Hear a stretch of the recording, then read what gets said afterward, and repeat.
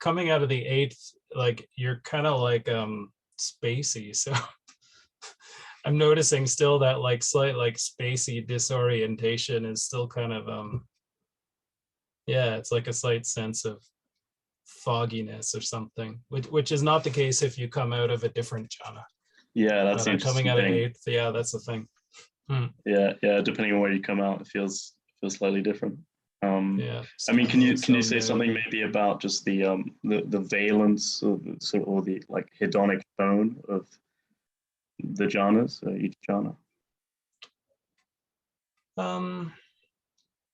Yeah, it's like the first one is more like excitatory. Is that a word? I think so. It's like more excitatory. It's like a lot coarser. It's like somehow the somatic feeling of the sensations is like if they were grains of sand, they'd be like bigger grains of sand that are like hitting your body harder or something in comparison to, let's say, as you move up, it's like these somatic sensations that are like seemingly like microscopic. I don't know how small they are, but it's like it feels somehow, and I don't even know how this is the understanding I have, but it's like they get smaller, finer, and softer, which is, I think, where you get all these meditators talking about like the states being more refined. I think like when they say refined, what they mean is that it's like, well, yeah. So there's like a coarseness when you start off the first one, and then when you get into the second one, it becomes somewhat smoother, and then it gets like really so smooth that it almost feels like kind of more like liquid by the time you get into the third one. It also kind of like you'll drop down. So like the first one kind of is up here, and then you'll move like down more to like the heart region for the second one, and then the third one is further down the body, and then the fourth one is just so balanced that it's not really it's not really manifested in a particular place. I'd say for me, normally the fourth one is more it goes back up to like sort of attention at the visual stimuli back up here. Normally that's where it could be focus goes to. It definitely doesn't keep the descent downwards. Yeah, and then you can get that kind of like that brightening effect. If that's something that catches my attention in the fourth, if that happens. Yeah, there's like a sense of like suddenly everything comes into focus, or like the sharpness of a landscape, like right after like a storm just ended. And sort of like the sense of relief that the storm's over, and also like there's like a sharpness to everything there, and it's like if clarity. The first one's like you're in a sandstorm or something like this. Exactly. But more enjoyable, I think. Yeah, exactly. It's like a weird combination. Why the coarseness doesn't quite make sense to me, because I mean, if you was the course of the sand that is blowing against your body actually would be sharper and more painful, but its smoothness, I always think of moving from 1 to 2 to 3, I think of it as like a liquefaction, like you said. Kind of, it becomes sort of like tingly bits, it becomes sort of wavy and flowy, and then actually quite airy. I think the third one actually can be like a deep settled pond, or then fourth one is just kind of some way beyond air or something. Yeah, it has that sense. And then like fifth and sixth, there's a sense of like increasing lightness. It's almost like you're like lifting off the ground, in a sense, is how kind of it. I mean, it's not exact, that doesn't describe it really well, but there's something that's there's like a really like clear sense of levity that happens with the fifth, and then the sixth is even more so. Well, yeah, six is really interesting because it's my permanent state now is something akin to like permanent sixth jhana. But I mean, I didn't hear you saying this because I wasn't listening properly. But I wasn't trying to pay attention to you listening to you describing the jhanas. But can you say something about actually even in those, the first four, your sense of your body schema, your perception of the body displaced in space? And yeah, it's kind of like and I mentioned this a little bit during, but of course I'm like half in jhana, so it's a little bit hard to explain in that state. Get yourself together, man. This is me trying to slap you out of the effects of the ape. The sense is like it expands. So like the first jhana doesn't, it kind of feels like your body, or maybe not even your body, depending on how, like, not even your full body, depending on how much your astral deep body. you get into it. Yes, your mentally, the body that's felt in your mind's eye. Yeah, it's or something. Proprioception, yeah, it's like your schema. body map. It's like your internal felt body map or something. So it's like that roughly in the first one corresponds to your body, and it does in the second and the third ones also, but the second one still seems bigger. It like encompasses somewhat more. And there's like there's a clear sensation that it's like things have expanded further outward that I get moving from the first to the second. And then the third is like hard to say in a sense, because stuff gets like it is properly murky. It's like you could understand that. Yeah. There's a certain lack of knowing what's going on. It's interesting because the murkiness is different than the feeling in the eighth, where you're kind of like don't know what's what. The murkiness in the third is different. But yeah, there. Well, I was just gonna say the thing I love about the third one as a tool, and I found it's really helpful on retreat, is the calming effect of it to really calms down all the mental chatter and like all this sort of like extra fizz and bubble that's happening at the periphery. And it's like sit in the third one for longer and longer to really calm, like I don't know, you're just in a like this kind of murky swamp. I'm imagining kind of with the sort of vapor sort of like over the water or something like that, and it's calming, quenching. I mean, that's an interesting like thing, was when I was like skipping jhanas or something like this, or was sometimes maybe I could sort of get into maybe I could get into the fourth jhana, like equanimity, and have this kind of like solid, like it's like this rock solid, like unmovable, imperturbable kind of state space. But there could still be like lots of action happening. I'm just like equanimous to it and not reactive. And I'd find this would happen if I like kind of skipped the third. So I found it was like better to like, I'll sit in the third for longer and really calm down all the mental activity more and more and more. So then when I get to the fourth, got this clean white screen that's serene, and there's not all this kind of, perhaps mental fireworks sort of going off like in the background even. Yeah, that's interesting. Do you connect with that, what I'm saying? Yeah, there's something about I mean, I guess I can't speak to directly jumping into fourth because I haven't done it very much.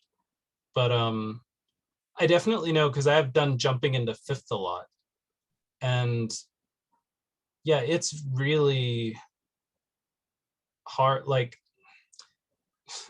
it almost feels like I don't know if you've ever like been in a boat with one of those like pull cord motors or something, but it's like an experience from obviously I'm from Canada and we had like a cottage in this little boat with this like motor with this cord, and you just pull it, and like it takes like a ton of pulls in order to get it to start. And so you just like are pulling and you're just like hoping it works, and again, and it's almost like starting up and it's almost starting up and it's just not quite doing it. And there's something about starting directly from fifth that feels like that. It's like it can't quite or like a car even also, like if you try to start a car in like some sort of gear that's too high, it's there's a sense of like you can do it but it's just hard. So that's definitely a thing. I'm not, to be honest, I'm not actually sure about what you said. I think I'd have to investigate it a little bit. Yeah. I mean, that might be, I'm talking about like on retreat where you've got much more time. But you know, I think maybe what might make it clear is like if you're in the fifth and you've got this sort of boundless, wide open space, the difference would be you can have that broad sense of a wide open, boundless space, and then the difference would be like, well, how much content is it populated by? Is it quite wide and open and empty, or is it wide but then filled with lots of immaterial phenomenological buildings? Yeah, that's an interesting thing to explore. I'll have to maybe I haven't I'd have to compare like going into them from both places quite a bunch, but sorry, go ahead. Yeah. No, go ahead. Well, I'm just thinking then when it comes to six, the funny thing about that is actually if you have kind of more content in that open space, then when you move into six, you've got kind of more reflective surfaces of consciousness to show itself. Like there's more clear sort of objects which the all-seeing eye of consciousness can open and shine back at itself. Do you kind of get what I'm saying? Yeah, that one. See, it's so like hard to describe exactly what goes on in sixth for me, but it's almost like there are these like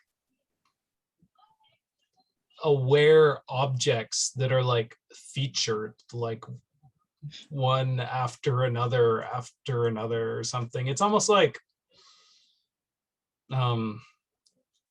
I don't know, it almost brings to mind this idea of like mind moments where things like objects are quite like distinct. It feels like things are very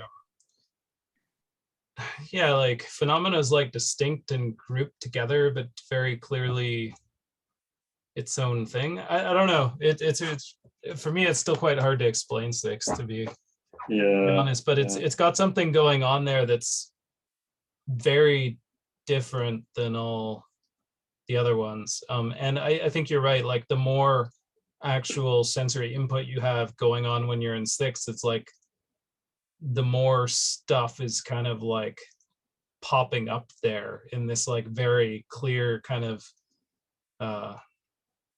maybe tangible is the wrong word, but tangible kind of way.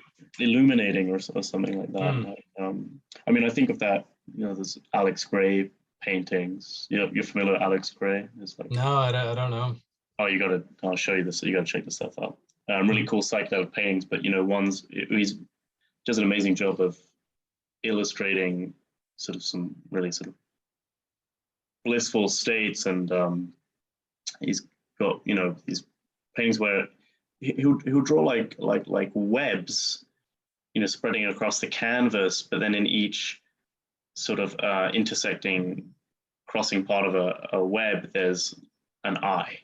So you've got this painting where there's just like lots and lots of eyes, and I think that quite represents that there's self-awareness in all aspects. That there's not one point of view here. There's just like, each part of the painting is supposed to represent a feature of experience that is shining its own light of consciousness, and yet it's all cohesive and unison and connected.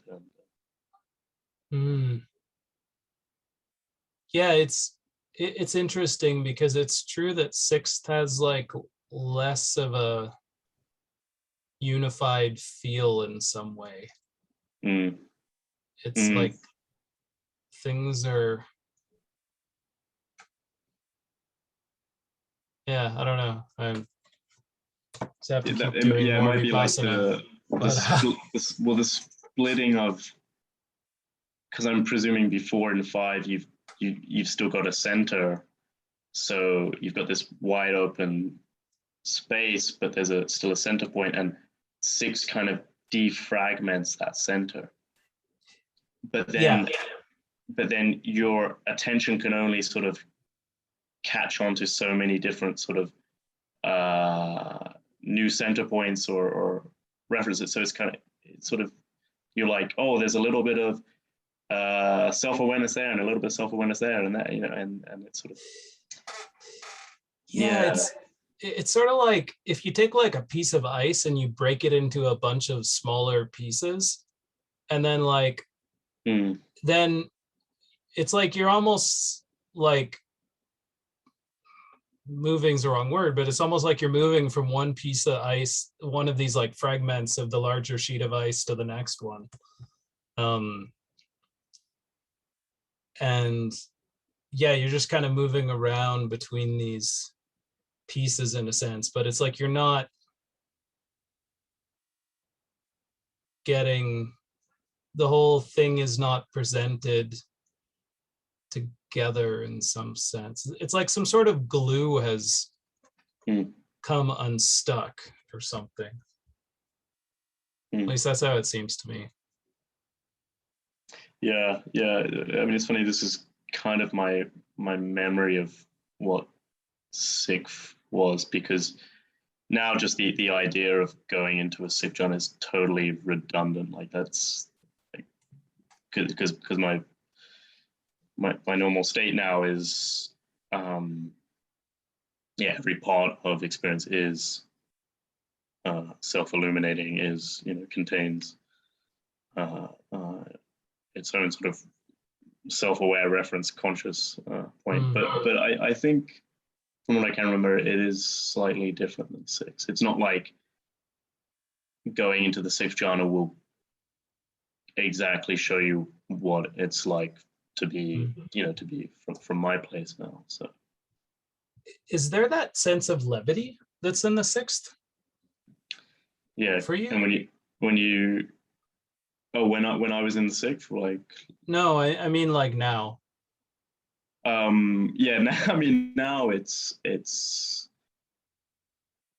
like being dissolved into the fabric of reality. So it's kind of weightless, and if by levity you mean that, totally. There's no ground to stand on, So, and I think you need some kind of ground to have gravity. So it's but it's, I don't know, it's like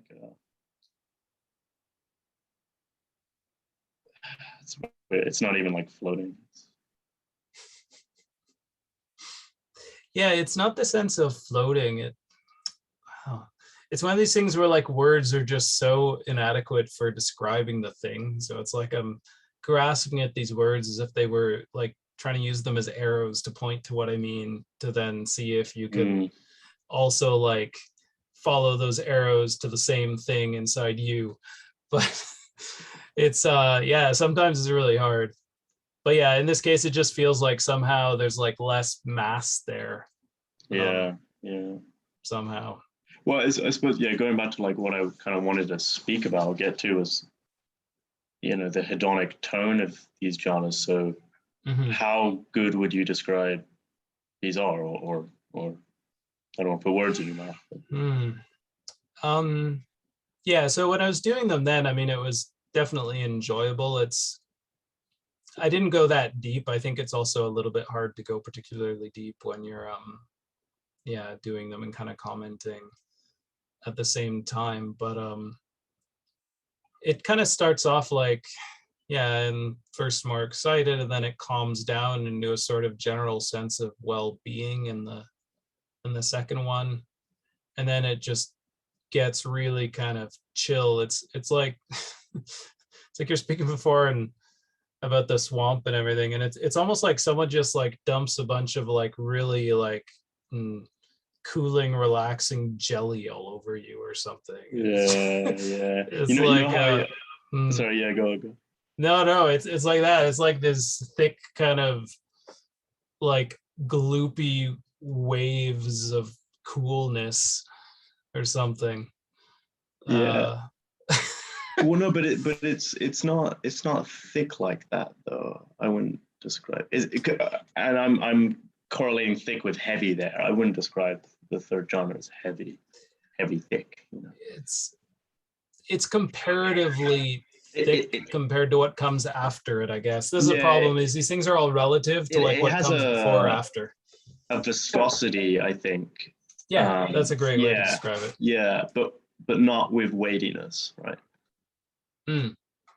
Yeah. Okay, yeah, I hear. Yeah.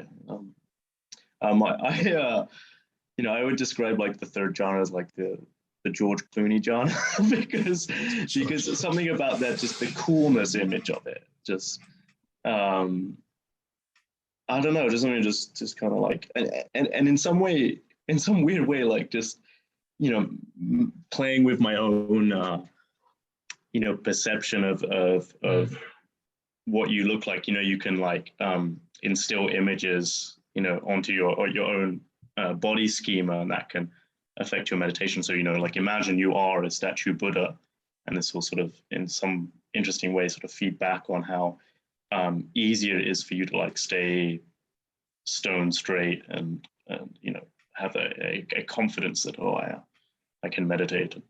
I think I would in some like mental way put on the mask of George Clooney and just kind of be like, cool, like there's a kind of attitude to the third genre. So if I were to come out of the third genre, you're just totally cool, man. Just like, hey, I don't know why I made the connection with George Clooney in this, but you just have this kind of coolness and just yeah, it's very chill, definitely. George Clooney genre. And then I guess the fourth one is going to be a bit more robotic, unemotional. Yeah, I mean, it feels like you kind of like pop, like in some sense it really does feel like you pop out kind of back into the air after being in some sort of this kind of like more viscous place or whatever, and that's definitely a thing. And it's less perturbable. Everything is very just very fine. It's like everything's okay. Okay. You can notice that the sensations by the fourth, just like whatever edginess they still had in third is just gone. It's like very fine grained, almost imperceptibly small, like fluffy snow or something. Yeah. It's like a whole different, so it just feels great. It's like fourth is just really, it feels like exceptionally high quality. It's a very high quality state to be in. I like that. Yeah, that's kind of like when you'd be like, maybe you do actually have like an ache in your ass, and you're just cool. You can just sit with it. You can for hours. You just there's kind of like some kind of like aching pain or something in one of your limbs, but Hmm. it just, yeah, it's just not, it's a non-issue. You can totally ignore it and sit through it. And, Yeah. Yeah, it reminds me, before, and this isn't even with the jhanas, it's more like with, or it's not with the shamatha jhanas, it's more with the vipassana ones. But I remember like being on retreat, and I'd be in um, the third vipassana jhana, which is kind of like the dark night territory. And then, mm, and my body would feel a certain way, kind of normal, like parts that I felt okay, parts that didn't feel okay. And then like I'd change into fourth, and suddenly just every part of my body just felt like great. It was like total body well-being. Just yeah, like boom. It's like, oh. And it's like nothing could be wrong from that state. It's just like everything was like the dials were turned to, yeah, now it's fine. yeah, Everything's enjoyable. Everything about my own body feels good. Um, yeah, yeah, like whatever type of like typical irritations or itches or slight aches, yeah, all that stuff, just all of that is just tuned to totally okay. And it's crazy how much that can happen, because I mean, if you're thinking more like an objective sense, it makes little sense. But yeah, you have to be in a rough state for that actually not to happen. Fourth, I think. And I mean, there's something you said then, because the equanimity of the fourth um, carries through to the second half. Yeah. 5, 6, 7, 8, Yeah. 8. And they talk Yeah. about you establish equanimity at the fourth, and then you're just kind of playing, sort of uh, with the space and features you're kind of homing in on and focusing and aggrandizing and Yeah. It's true. And I mean, they say that the 5, 6, 7, 8 are kind of, yeah, they're all sort of like extensions or outgrowths, if you want to say this, of the fourth. mm, And yeah, I think the equanimity is still, yeah, it's very much present throughout all of them. yeah, yeah. I mean, maybe we can continue on from seventh, so because I think we Yeah. described up till 6, and then a bit more detail on 7 and 8 now. Yeah, what more would you add to 7? I think at that point I heard you saying like, yeah, I can't even talk like while I'm in it. So. Yeah, it's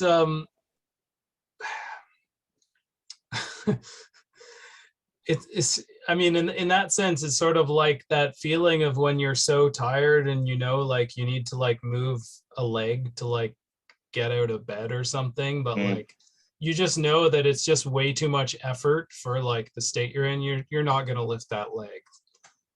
um and it's kind of like that feeling. It's like having to even engage in the motor system to do something. It just doesn't want to happen. And I think even like thinking really doesn't want to happen either when you're properly into it. But I still find it a little bit difficult to get really properly into the seventh, just kind of in a daily sit. But yeah, it has this feeling of like space collapses, everything becomes like tight. Yep. It's almost like reality becomes like shrink wrapped or something. Yeah. But it's like shrink wrapped around nothing, yet it's something, because something's holding the attention there. Yeah, it's so funny because it's like there's a clear subjective shift. Like it feels like something has changed, something is different. Yeah. But then when you like try to sort of pick out, okay, what am I actually like focusing on now? There's almost nothing that can be said about it other than like space collapses and you just like lock onto this kind of invisible, inexistent thing. Yeah, and it's okay. So it's, I mean, we can say more about like what it's not. So it's like it doesn't. There's, I guess, this kind of, yeah, maybe a sense of an inwardness. And you know, I think one thing that I have is like an association with the going towards the seventh that I don't actually think is the highlight of the seventh, but it's like a little kind of association is like like gray, some kind of grayness, like color fading out as well. But that's not it. That's maybe around it or something.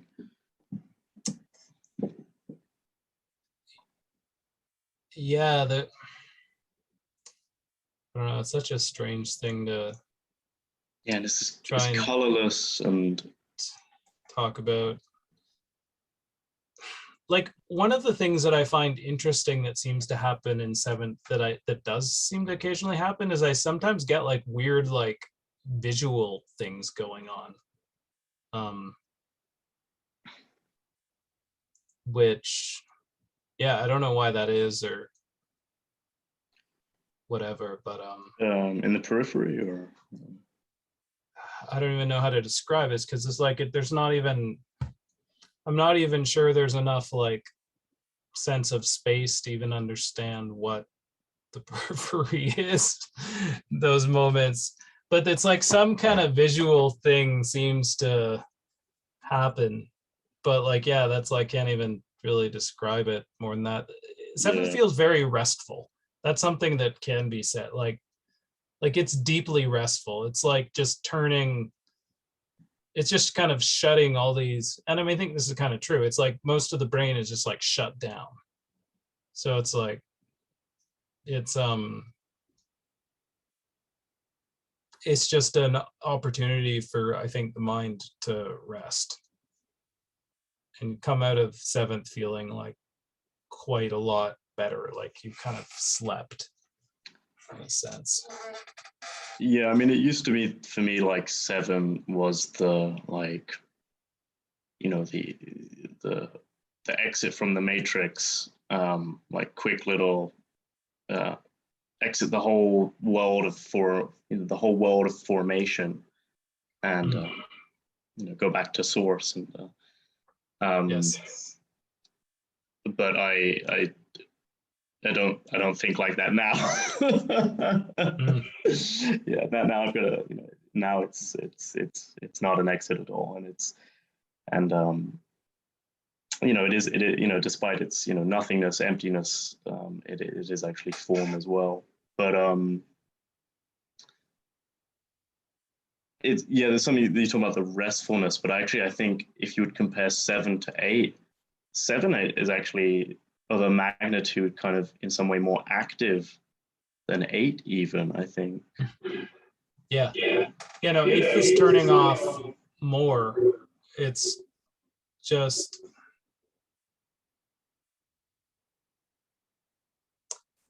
yeah. It's really, yeah, I feel like at this point I don't actually know how to talk about the difference, but 8 is probably even more restful than seventh, but yeah, I don't even know what I could say, to be honest. Yeah, I mean, if it's really your understanding of, I mean, one way I think of it is the sort of conceptual mind that understands distinctions is so heavily downregulated. You just even the sensor that there could be, you know, this and that, you know, something and something else, and just, you know, boundaries and blurries, and you know, and a sense of consciousness or not consciousness, and self or other, and subject object, and it's just this yeah, mash of there's still phenomena, there's still experience, but it's But yeah. I mean, I know I had this interesting experience on retreat, whereas in the spending time in the eighth jhana, but with my eyes open, so I was doing this with eyes open, and normally you retain a sense that, okay, you're meditating, but where you are. You're in a room. Kind of what day it is or where you are, and it's like I remember having this really clear sort of experience that I just I don't know. I was kind of I was in a room, and there was someone else in the room meditating next to me. And normally, I I know this person's name. I've been spending time with this person, and I know what they look like. But in that moment, there's just a really vague sense of, I don't know where I am. I don't know what day it is. I certainly don't know what country I'm in, and I don't know who's next to me. Like I don't even know. This weird, really reduced image and conscious understanding of the objects and the people around me. It's just like there's some vague sense of a person next to me, but like no idea what they would look like, or their name, or even my relationship to this person, or is very strange space to be in. Yeah, it's just in general weird to just not be able to like turn the keys to like thoughts. It's like it could almost it just can't. And sometimes you can be in a state where you can kind of like you can try to kind of start to think, but it actually doesn't work. It just kind of like fizzles out again into like just kind of nothing. It's like I don't know, it's like the mind like can't contract enough to even make a thought or something. It's just like too much work. Yeah. And then I mean, eighth, so the valence of eight is well, just fantastic. I mean, just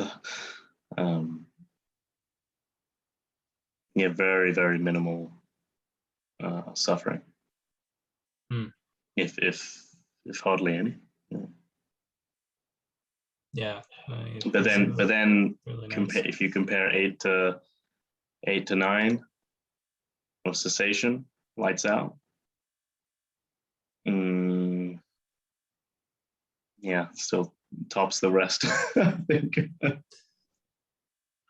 Yeah, I'm still tracking down, identifying cessations myself. I should try your binaural beats technique though. Yeah, maybe it just gives you more. I mean, I don't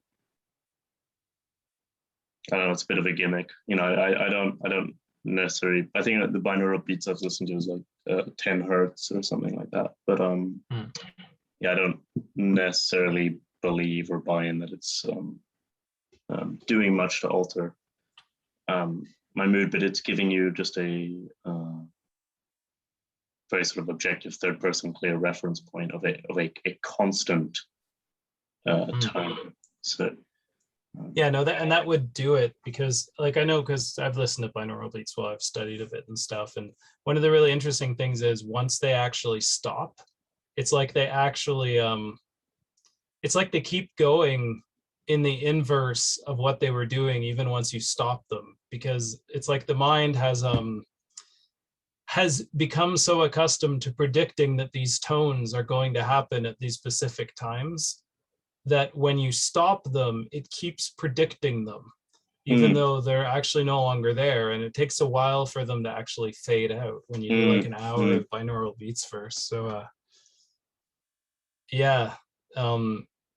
I think definitely something changing in like that timing is perceived by the mind, because the mind is just really used to predicting it after you've been listening for a while to them.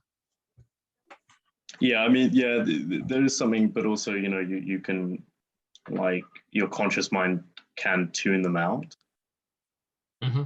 Yeah. Yeah, true. You also still have to, yeah, something to play around with. Cool. This was fun, Shawn. Yeah, it's been great. Let's do more live demonstration experiments like this. Sounds good, man.